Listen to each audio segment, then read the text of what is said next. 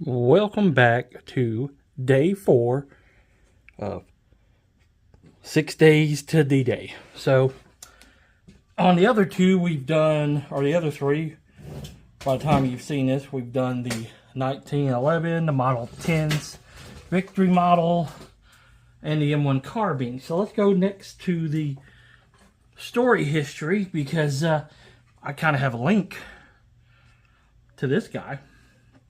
This is auto ordnance, semi-automatic only, fully semi-automatic only, Thompson M1 submachine gun.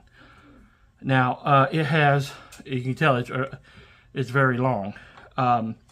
It has a 16-inch barrel versus the 10, because it would have been right here, World War II style, and it would have had full auto. So it has neither of those. This one does not take the drum magazine whatsoever, which is okay because the U.S. never used the drum magazine for a very long time. It was in and it was phased out after 41, or well, sometime in 42. We're going to talk about the magazines first. These are out there. This is a 20-round magazine. This is a 30-round magazine. These both are original. You also notice that they got oblong holes. These are original Thompson gun, M1. The Army preferred the 20 rounds.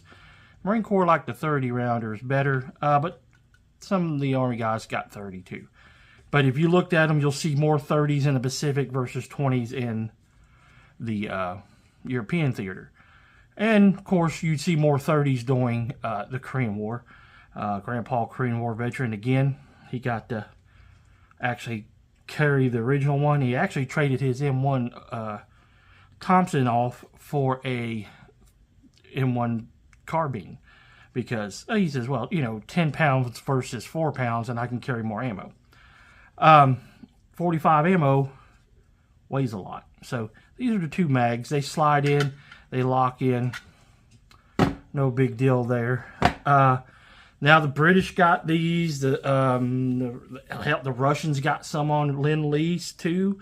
The British and the Russians got the 30-round or the 50-round, 100-round drums. U.S. didn't care. Soldiers didn't care for that too much. This stock here, the length of pull on it's kind of long for me. So, and you notice that was the way with a lot of World War II veterans. You'll see them with this slung underneath their armpit. Of course, then again, when you're spraying and praying, you don't need to aim shots. We'll look up on the top here. It is not a top charger. It is a side charger. We'll get to that point here. We got fixed sights. Okay. Front and rear. We got the Thompson logo there. We just have the selector here. Safe and fire, no full auto here. The magazine release is a tilt up. You got to get used to that, and I forgot about it. So when we go to stick it in, and it's got this guide rod here, this big old chunky guide rod. This thing weighs like, I see it, 10 damn pounds. You stick it in there like that, and it locks in. It ain't coming out until you release it, and then it'll slide out. The drum would slide in. This is not cut for a drum. I don't really care, because when you get this 10 pound, 11 pound gun, and then you get 30 rounds of 45 AARP, dude, that's a lot of weight. I do have a reproduction sling on it, just because of reasons.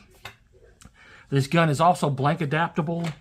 It's threaded at this end for a blank adapter, so I can run 45 ACP blanks out. Runs great as a blank gun. Runs great as a regular gun. And it's removable right here at the edge, and it doesn't mess with the crown the way I stuck it in there. So the gun has two uses. Yes, they do make a 10-inch barrel for this, a blank fire only barrel. And I could replace it without having to do anything special, make it an SBR. But no, I want to be able to fire real rounds out of it. And I don't like just having a neutered gun. That kind of defeats the purpose. So get down here. We'll see this extra long buttstock here. If this was about 2 inches shorter, it'd feel comfortable to me better shooting it from the shoulder. It's got a chunky handguard here. Feels pretty decent. I'll get into a little bit of the history here a little bit. Again, we got a slide charger here. The other side of the receiver, basically, it's locked back. Right now, it does lock back on last fired, or lock open on the last fired round. This gun would have been an open bolt originally, an open bolt gun, but it's closed bolt because, you know, the government likes to neuter us. Because, you know, this is not the Roaring 20s. So let's talk about some of the history of this gun. In 1919, Colonel Thompson of Newport, Kentucky, which that's where I went to school at and graduated, was lived there. Matter of fact, his house is still there, and believe it or not, in the basement they hold concerts there in his house. He is in his mansion. So I've been in Colonel Thompson's house. It's a nice place, right on the river, right on the Ohio River, and it survived the flood of '31. So pretty good deal there with that. If you happen to see the orange and white Fat Cat, Brady or Garfield is on the table here, sitting on my Anderson box. Isn't that right, Fat Cat, huh?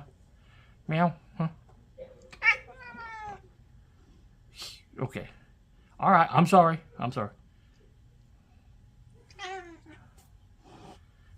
Okay, well, he hissed at me.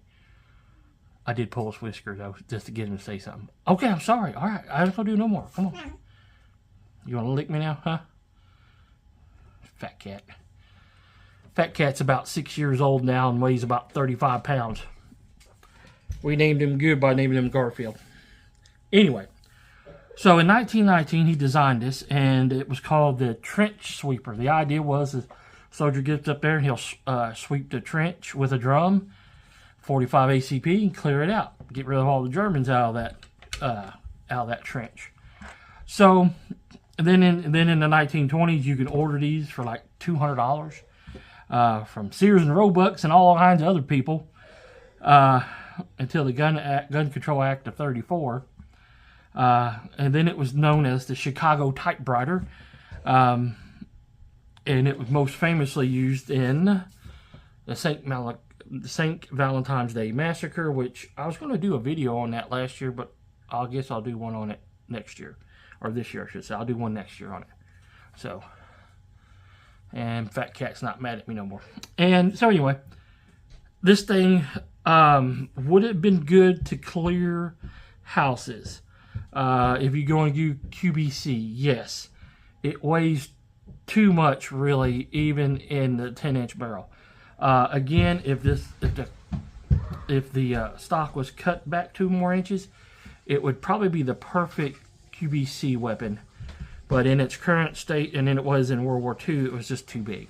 Besides, the way they clear houses in World War II is they would go up to the door, kick the door in, and throw some grenades in, and then go in. Which I think that's the most effective way to clear a room. Throw some grenades in, let them go out, then go in and let them have it. So, I still think the M1 carbine's better for that. Again, they made millions of these. This is a big old chunk of steel, 2 pieces of big chunk of steel that's milled out. It cost a ton of money, even in World War II era money, to make one of these. To mill it out, because it's all solid, it's not stamped. That's why the M3 grease gun replaced this later on, because, well, you know, it was stamped steel and it weighed nothing. So anyway, it has a lot of history. I kind of got a link to it because the hometown of Colonel Thompson, where he lived at, been there, went to school I bought this at a gun show probably about 10 or 15 years ago, and ever since it's been a hoot to have, to fire. I probably got, I don't know how many rounds the other guy had out of it, but I know I've shot another 2,000 or 3,000 rounds out of it, and the rifling in it is just excellent still. Again, it's a modern made Tommy gun by Auto Ordnance. Fun to shoot, a lot of history there. You can't. There's no way you can't not like this gun. Let's put it that way. And it's even in its 16-inch rifle configuration, it is a chunky boy of 10 pounds. It weighs as much as a Grand loaded. The Grand probably weighs a little bit less, probably a pound or two less than this thing does. That 6 inches of extra barrel does not make that big a difference in weight, but all this machine parts here, this gun will run for 200-300 years. It'll be hard to wear it out, really, because it's a solid chunk of machined metal. So anyway, I'm gonna roll the footage at the range, and stay tuned for day 5 and 6 of 6 Days to D-Day. And I appreciate each and every one of y'all watching and listening to me ramble on about my U.S. gun collection. And as always, it costs nothing to like and share and subscribe to the channel. And I appreciate each and every one of you folks watching. And we got some big news coming up. So anyway, we'll catch you guys and gals next time. Here comes the range footage that Victoria's going to roll in.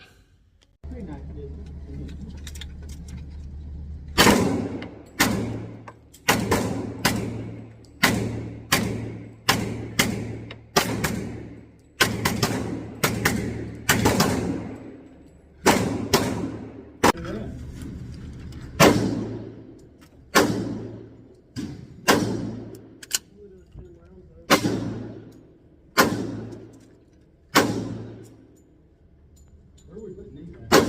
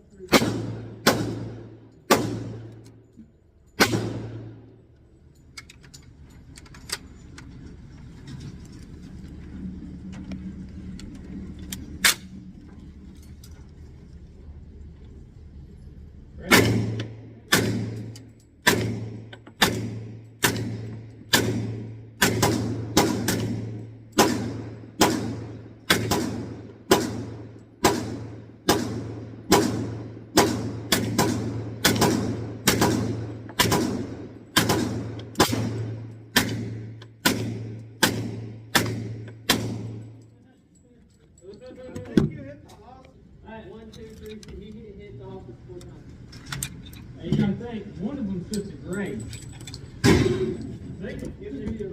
She got